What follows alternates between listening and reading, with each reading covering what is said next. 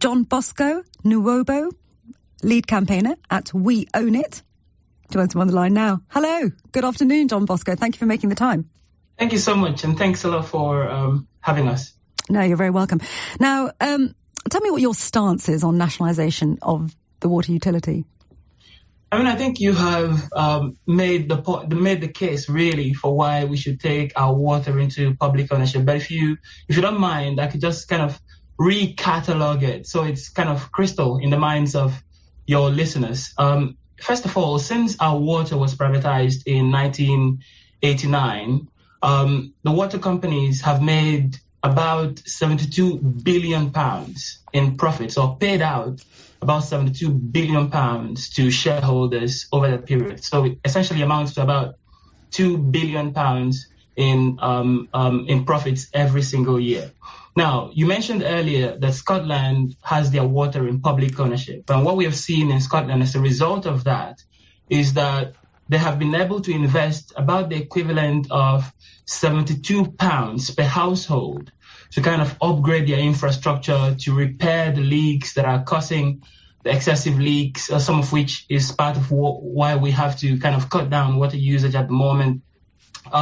They've been able to invest the equivalent of £72 per family compared to England. And when you say £72 per family, do you mean every year? Over what time period? Over the period of privatization. Which was? Which was since 1989. Mm-hmm. Yes, and in essence, if the water companies in England did the same, they would have invested in excess of about 28 billion pounds over that period. And of course, we know they haven't.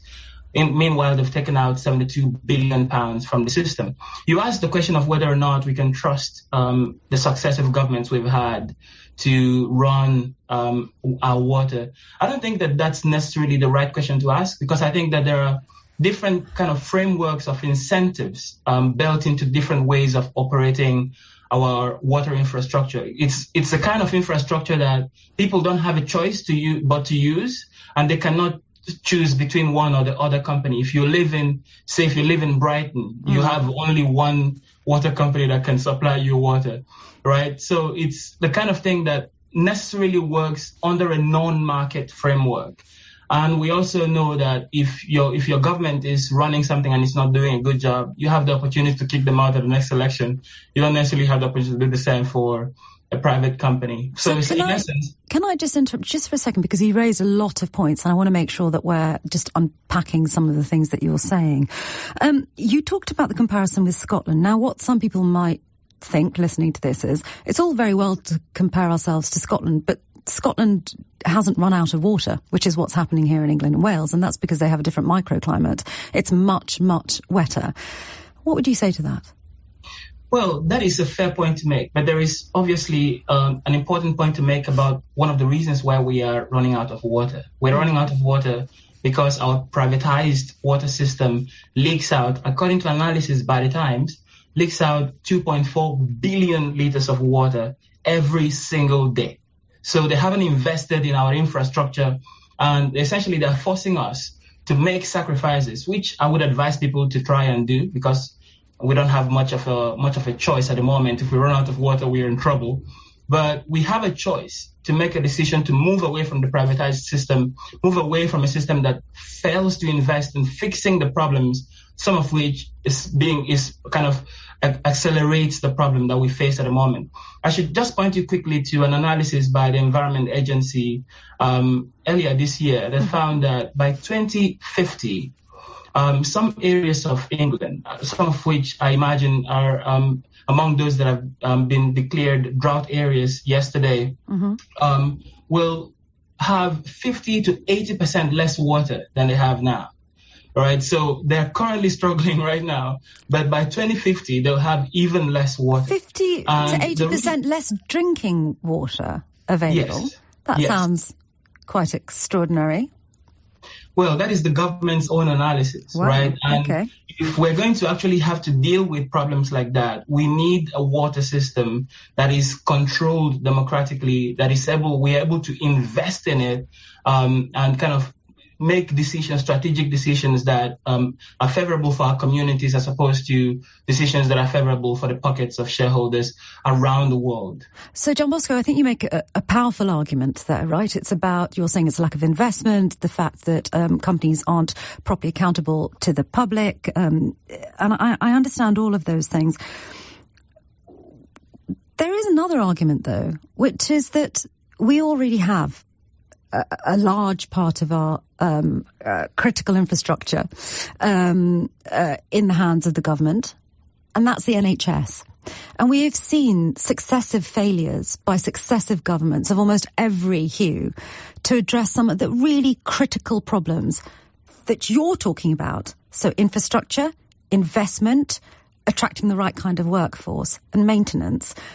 What makes you think that government is better at managing water services, given what's already happening with an analogous part of our health fabric, which is the NHS?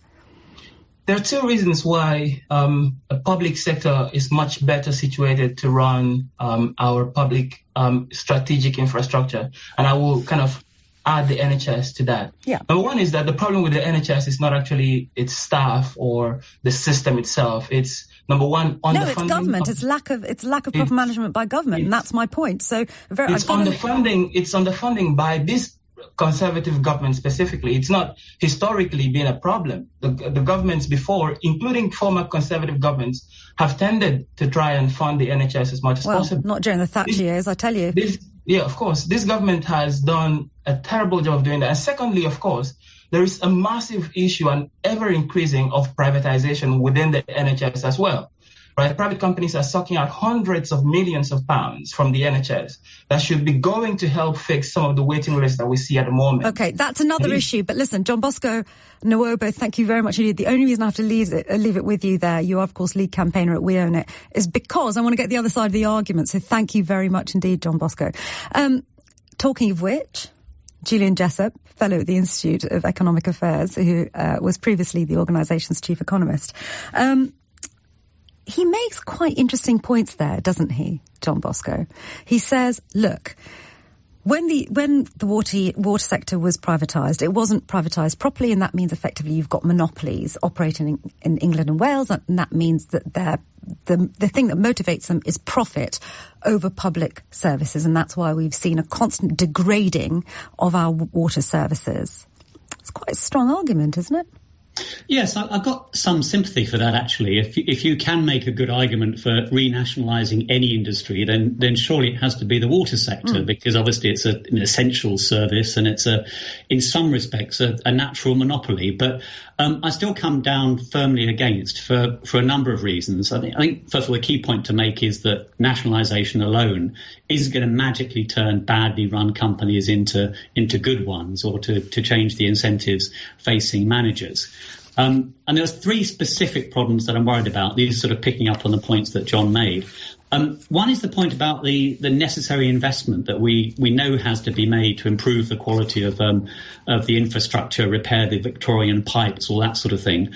I think it's actually far more realistic to rely on that money coming from the private sector than for it to depend on future government decisions and the state of the public finances. Indeed, there's actually plenty of evidence that lots of privatised water companies have wanted to invest more, but they've actually been stopped from doing so. They've been stopped, for example, from building new reservoirs because of government decisions around planning rules.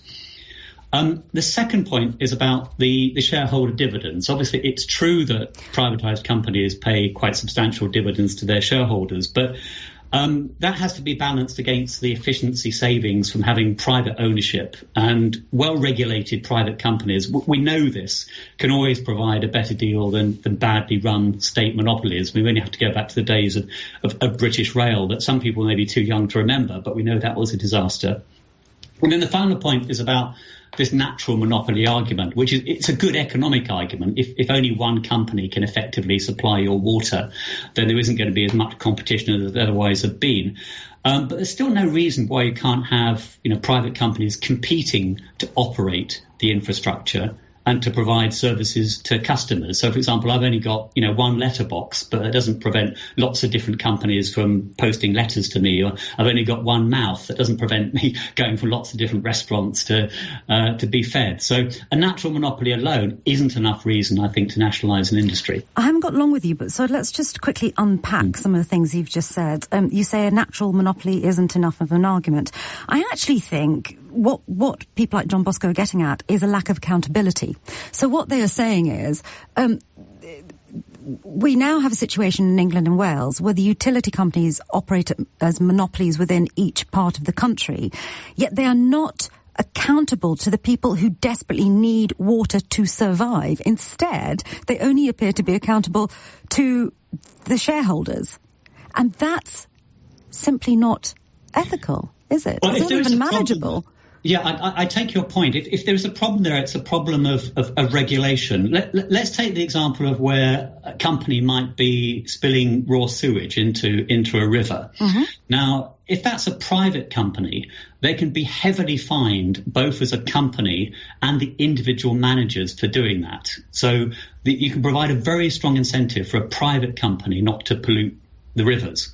On the other hand, if it's a public company, then that money is simply coming ultimately from taxpayers if the company is fined. But the point is, isn't it, that actually if that happened and it was a nationalised industry and the government of the day was allowing that to happen, we would just vote them out. You saw the public outrage over the pictures of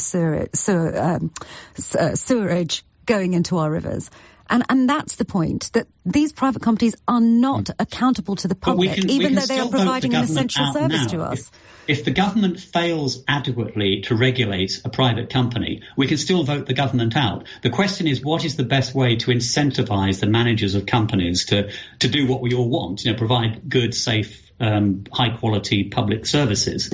And I believe it's better done within a sort of private system where people are incentivised, not just by making profit, but also by good regulation. But it's not working, is it? Incentivised. I mean, chair people of water companies are earning hundreds of thousands of pounds. If that isn't enough of an incentive to do your job correctly, I don't know what is. You said something interesting. You said that the dividends issue, again, was sort of the wrong issue to be looking at, and that actually private companies will run a utility more efficiently than the government ever could. But the fact of the matter is, well-run private companies will run a utility better than a badly run private company. And what we now have are endless badly run private companies. And what we are seeing is Ofwat simply not doing its job. So the argument that the whole system is broken is actually quite powerful, because at every level it's not working. There isn't sufficient competition in the market, and then there isn't a sufficiently strong or willing regulator to manage that market.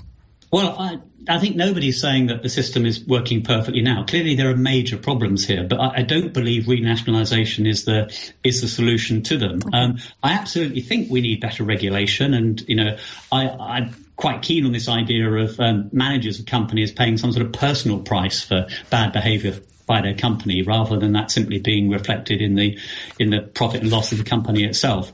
But that's the direction in which I would go, rather than just taking the whole thing back into public ownership, which, by the way, would be very expensive unless you're willing to trample over the property rights of existing shareholders. So straight away, we're talking about tens or maybe even hundreds of billions of pounds that would be required from somewhere to buy the assets of these companies. Although we have seen governments previously conjure up hundreds of billions of pounds when they want to. I've got to let you go, so I'm going to ask you just one more question, which again was about your first point.